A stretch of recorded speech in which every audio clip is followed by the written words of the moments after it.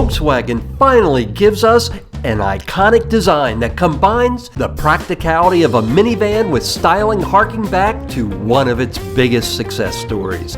Is the ID Buzz a worthy successor to the Microbus? Let's find out. You know, Volkswagen's old air-cooled microbuses made so much sense to bring back as an EV because just like those old rear-engine buses that allowed for nice flat floors and a big interior, relatively speaking, the same thing is true of EVs. With their batteries and a skateboard platform and electric motors, there's so much practicality in this vehicle. Now, one thing that's totally changed with this becoming an EV is, of course, there's none of the noise that goes with an air-cooled engine. This is a plush, nice place to be. It's a great vehicle to soak up the highway miles or run around town taking the kids to scouts or soccer, softball, whatever the case may be. And how about that color palette? Finally, VW is back with two-tone candy white colors mixed with eye-popping combinations like pomelo yellow, energetic orange, and cabana blue. And if your taste runs more mellow, no worries, you'll still find more sedate choices like blue charcoal. You know, even though I'm dating myself by using this term, this has got to be the grooviest option available in the US minivan market. Better yet, you'll never need to sweat getting to the kids' soccer game on time because you'll never need to stop for gas, since you can start every day with a full charge by just unplugging.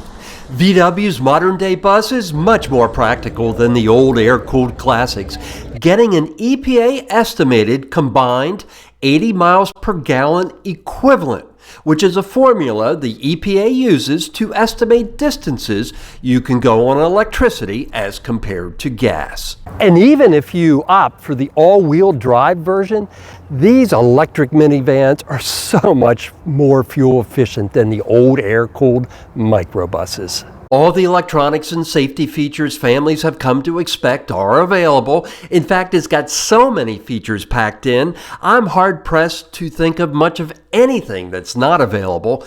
You know, one of the things I think is cool about the ID Buzz, it does have a full glass roof, but one of the things they did that's really tech-friendly is you swipe across and it darkens the roof. So as opposed to a fabric cloth covering up the roof, it just gets darker. I think anybody that takes the time to drive the ID Buzz will come away impressed with what Volkswagen has put together with this vehicle. You know, in a lot of ways, minivans are more practical than SUVs, but for whatever reason, minivans have largely fallen out of fashion. And I think at least part of that is due to so many of them have drab styling.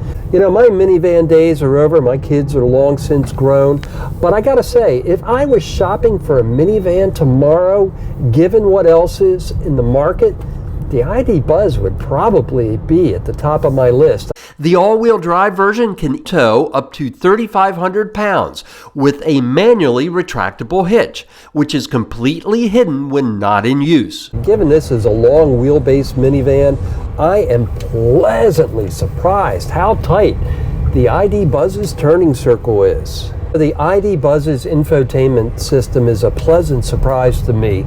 The reason I say that is VW took some grief for its infotainment system, and I don't really see what all the fuss is about. Yeah, it's not super fancy in terms of graphics, but it certainly has all the features I've come to expect, including wireless Android Auto and Apple CarPlay, and a very nice implementation of HD radio with large album art.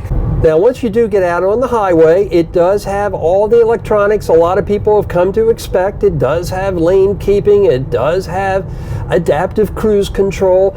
And for you van lifers that have been dreaming of an EV solution, here it is. No surprise, but aftermarket companies are starting to customize the ID Buzz with at least one, even adding a pop-up roof tent, just like some of the old microbuses had. Now, I'm not aware of any plans right now for Volkswagen to offer a factory version of the camper, But we can always keep our fingers crossed because we all know back in the day, that was a popular option for VW buses. The ID Buzz has been getting a lot of attention. For example, when I had it parked outside my office, people were stopping to look at it. I saw one lady take a picture of it.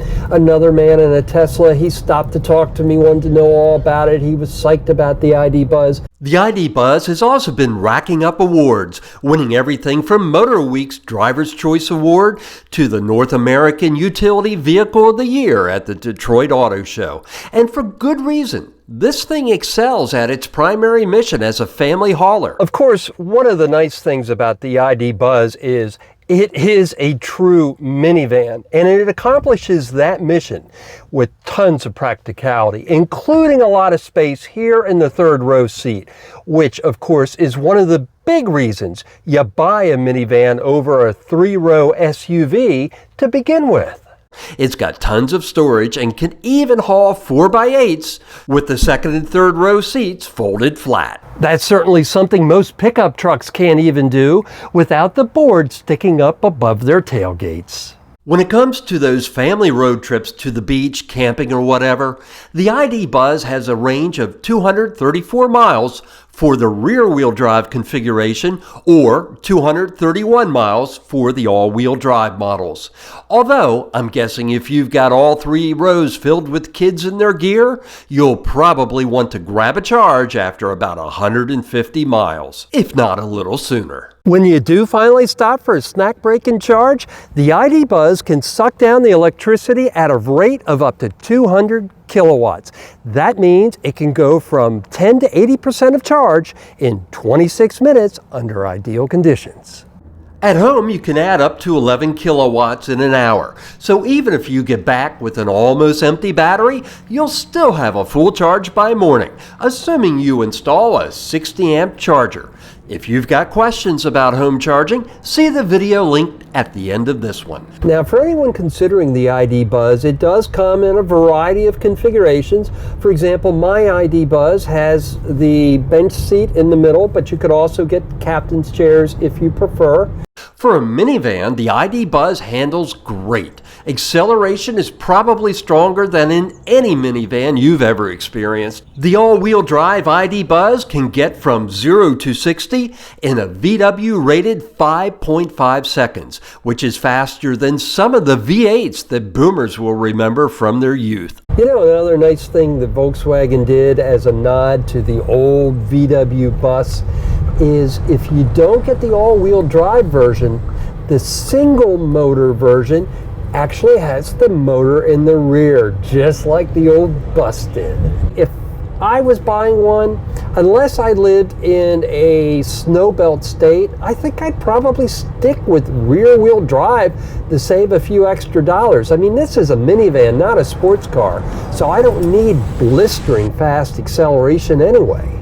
The ID Buzz starts at $59,995. Our nicely optioned first edition topped out at just over $68,000. As always, I'm curious to know what you guys think. Did Volkswagen hit it out of the park finally with the ID Buzz? Was it worth the wait? Was it worth the hype? Let me know in the comments. In the US, the ID Buzz's closest competitor is the Chrysler Pacifica plug-in hybrid. Its base price starts at $52,750, but can also climb above $60,000. The ID Buzz is a wonderful option for families. It brings a splash of fun to a segment that had gotten a bit boring over the years. A big thanks goes to Tom Bush VW for supplying the ID Buzz featured in this review. If you've enjoyed this episode of EV Rider, please go ahead and subscribe to my YouTube channel and give this video a like and maybe even share it with a friend. Thanks so much for watching, and we'll see you again soon with another adventure in EV Motor.